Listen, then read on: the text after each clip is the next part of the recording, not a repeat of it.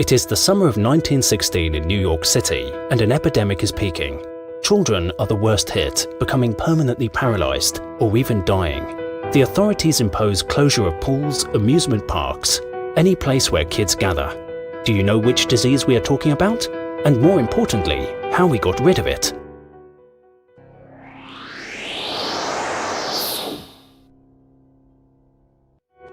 The first documented outbreak of polio occurred in 1894 in Vermont.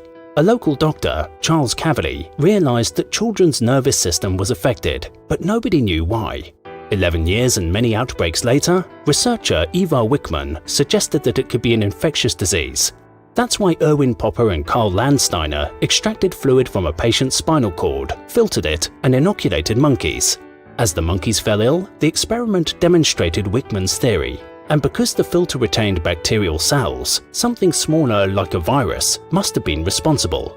Years later, Simon Flexner discovered antibodies in the blood of monkeys that survived, indicating that a vaccine against polio was feasible. But the road to the vaccine wasn't an easy one.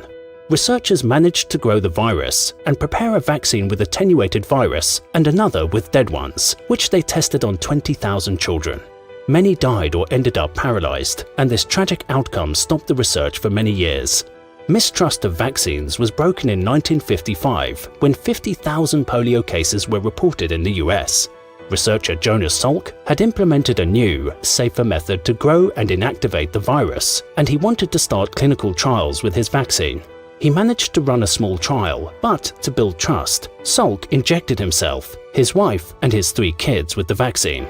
This bold move paved the way for a vast trial with the participation of over 1.3 million children, which resulted in a success. The polio expert Albert Sabin developed attenuated strains for an oral live vaccine and also succeeded in a large clinical trial. Many massive vaccination campaigns later, the virus is almost eradicated and only a few reservoirs remain active in Middle East countries.